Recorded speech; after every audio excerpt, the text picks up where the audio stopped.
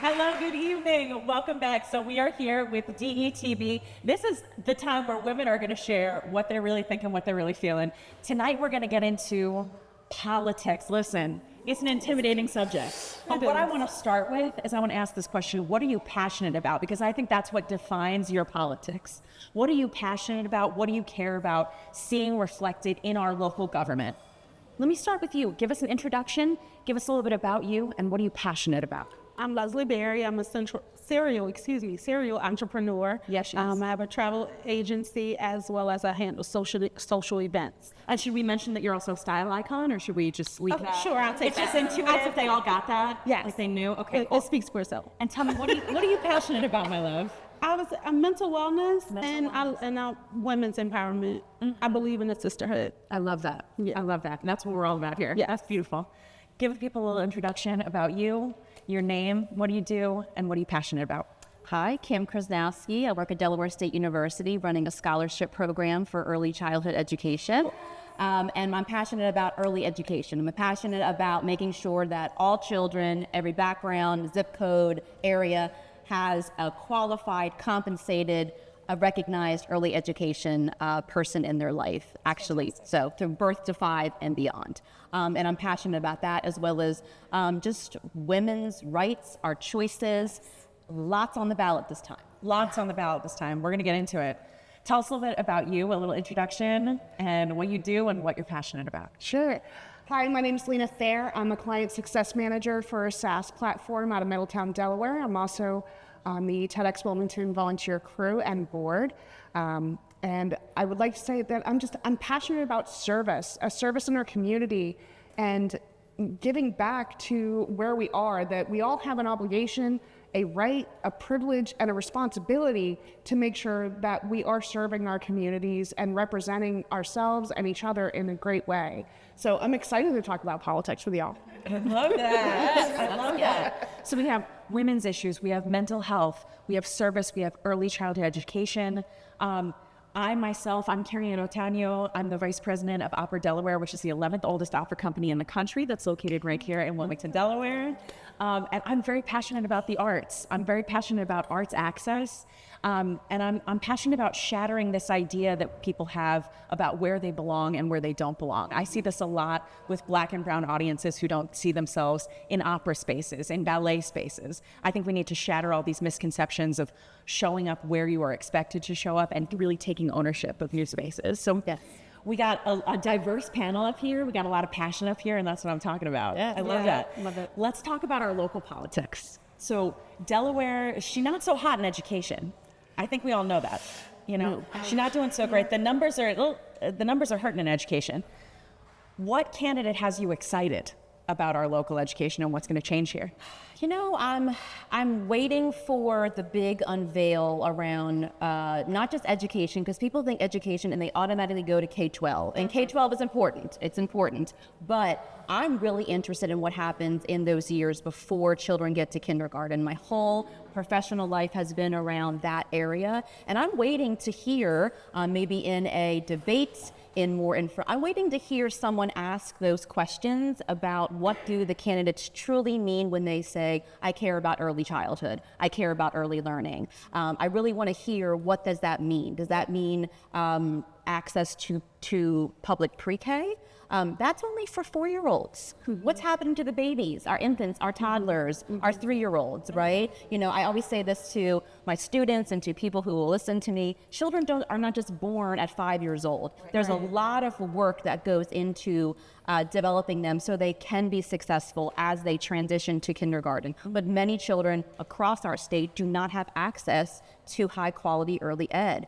Delaware's done a lot, I think, in the past 5 to 10 years, but we can do more. And I'm really hoping that the next candidate is going to plant that flag and be bold and be strong and really come out with some plans that are obtainable or actionable, and that we can see the difference as children come into the system and stay in that system. You know, I'm really struck by what you were talking about. A child is not born at 5. It's not that the child is born and then goes right into school. These early years are so critical. And that brings us to really a heart of the women's issue, which is like maternity and you know, the support that we are lacking when it comes to being a first-time mom, bringing a life into this world and being expected to go right back into the workforce. Like, what are issues that you're most passionate about when it comes to women's issues that are being discussed in politics today?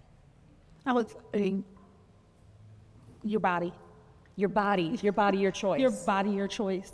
Someone trying to regulate what I can do with my body and when I can do it and how I can do it. Yeah. I think that's important. It's really terrifying, isn't it? Like that, it feels like, I remember watching those seasons of Handmaid's Tale, you know? And I'm like, did we do it in reverse order? That could never happen. Am I living it right now? Could that happen? That's scary. Right? And like, if we're not aware, if we're not conscious of it, if we're not actively, if we just kind of float through life and don't observe what is happening around us, if we don't take an active role in politics, then we have no one to blame but ourselves when these things happen in real life. You know? Yes. Let's talk about volunteerism. Let's talk about how we're getting involved and giving back to our communities. Volunteerism is so near and dear to my heart. I think everybody should be volunteering, especially at the younger levels, as you talk about with education. One of the things that I was afforded the opportunity to do when I was younger is I did 2 terms of service with AmeriCorps as a volunteer coordinator. So not only did I get to contribute my time and earn an education award, but I got to live and work in the community and encourage others to volunteer as well. And I think especially for our young people in, you know, those teenage years, those forming years when they're figuring out who they are, when they're figuring out who they want to be, programs like AmeriCorps, Public Allies, your Vistas, whatever that falls under that umbrella are so important to promote.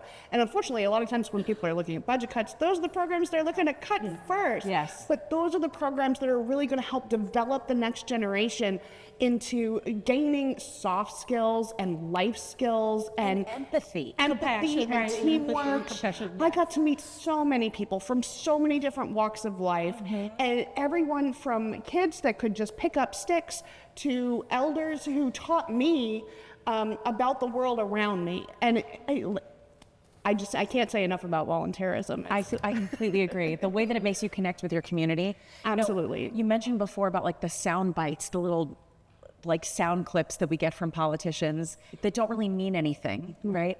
And I just want to know, like, what is it that you each are looking to hear? What are you looking for in a politician? You don't have to tell me who you're voting for, but tell me the things that you're looking to hear from someone to know I can get behind that. I can trust that. We're in alignment. Women's rights, education, and someone that sees me as a person. It's upsetting because it seems so simple, honey. Right. It seems so. It's so. Right. Can It you seems just so treat simple. me like a human being Just who treat can me choose like what happens to my own body? Yes. But even that, we're already asking for so much. How is it? But are we? How is that they think they're saying we're asking for so much? These basic rights, Basic rights. basic dignity. Basic human rights should not be on the table. They shouldn't be on the table, but they are on the table. Yeah. And that's scary. And that's exactly why we have to take this terrifying. responsibility. We can't turn a blind eye to it. Right. Right. We have to be active participants. And that's Absolutely. with the sound bites and everything. What are you looking to hear from people? What's going to jump out at you? I want a candidate locally and nationally who's going to walk the talk and talk the talk. I don't want them just to say, I care about education. Well, what does that mean? I want someone to be able to have the background, the resources, to know they're going to build a team around them. Because here's the thing. We all know the person that gets elected, there is a team of people behind that person, helping them, guiding them, advising them. I want to make sure that that team is also solid. I don't want to hear just this lip service when they're trying to run, but then when they get elected, nothing is happening. I want To boldness. hold their feet to the fire. Yes. That's in their camp. That's Yes, gonna make I them- want a bold leader who's going to be bold in everything that's important to me. And again, you know, education, women's rights, but there's other things that other people feel that they want to be bold. I want someone to get out there and no apologies.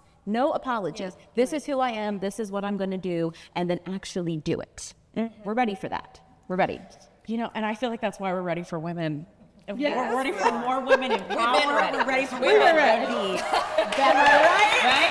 Well, you know, they always say if you need a job done, you send a woman to That's do right. it. If you need a job done, You're going to send a woman to do it. That's if you know what's good for you. Right? And she's probably going to be over 40. And this brings us into menopause. No, that's a different episode. That's another episode. I'll tell you the thing I'm really looking forward to in this election cycle, the thing I am dying for to hear our candidates speak about is not the other candidate. I am so tired of the lack of respect and decorum that we see played out on the national stage, on the local stage, the backbiting, the name calling. Stop it. Talk to me about what you've done. Talk to me about what you're going to do, and talk to me about your policies.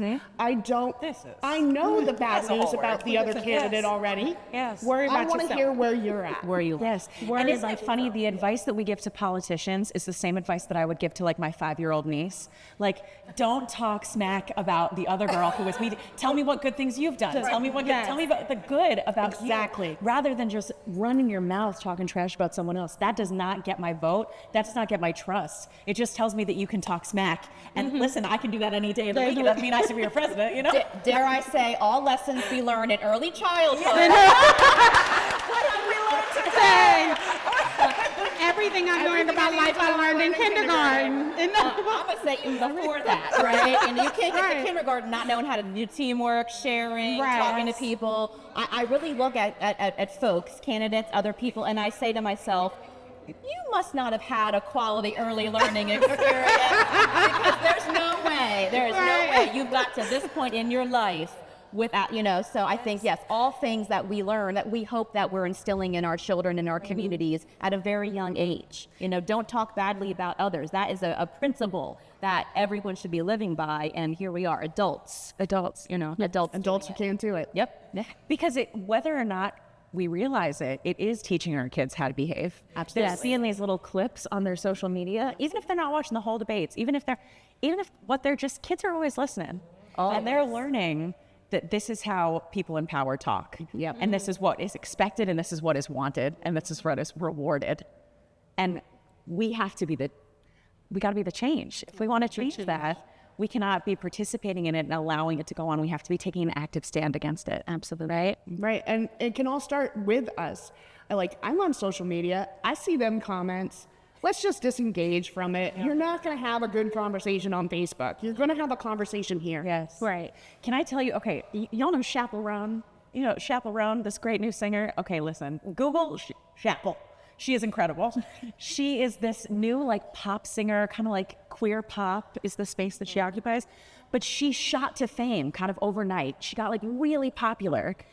And in dealing with that, it meant she was getting a lot of hate comments. A lot of people were making videos about her and posting comments about her. And she did this great interview the other day where she said, I just tell myself those are bots. Somebody thinks they're bots. Somebody makes a video about how they don't like me. I go, oh, honey, that's AI. That's AI. No one would possibly take the time to To talk tell the about truth from digital marketing, half of them probably are They bots. are. So we got to dismiss that negative, focus on what you're doing for your community, focus on what these politicians are doing for your community, and not just the it's so easy to talk bad about people. It's so easy and it's so lazy. And I would rather hear about the great things that you can do. Yes. And the great things that you believe in, right? Yep. I agree. Exactly. Oh, ladies. Now, the man has not given me a warning, so I'm going to keep it going. Let's go. Okay, I got 3 left. Okay, I want to get, now that we're on a national scale now. We got to talk about this because Delaware is the base for our girl. Yeah. Yes. Kamala's running her campaign out of Delaware in the Divine Nine, in her sorority, rallying behind this women. And I've seen, it's been so inspiring to see this, and it falls on all of us to advocate for this. How are you advocating for the candidate that you believe in? And I'm not going to lie. I think it's very obvious where your girl stands. You don't have to tell me who you're voting for, but how are you personally advocating for the candidate that you believe in? Making sure everyone that I know and everyone that I am connected to gets out there and votes. Critical. I need you to say it louder, baby. Get out there and vote. Everyone that I am connected to, get out there and vote. Yes. You can't sit home, and I understand people there's more than 2 candidates. Come on, y'all. Let's be for real. It's either Republican or Democrat. No disrespect to any other parties, but it's when other parties, you're wasting your I don't want to say you're wasting a vote. I feel like it's a wasted vote. That's my opinion. I feel like you're wasting a vote. And I think that's the point of this program, is that we are all supposed to have different opinions. We are all supposed to, be able to speak passionately about what we believe in. Right. And I absolutely believe in you that not voting, not participating in this process is a waste. It is a waste of your potential as a human being. It is a waste of your voice. Right. Your So I civic think duty. what a way for us to go out. Ladies, can we all say vote on 3? Can I get a 1, 2, 3? Vote! Thank y'all.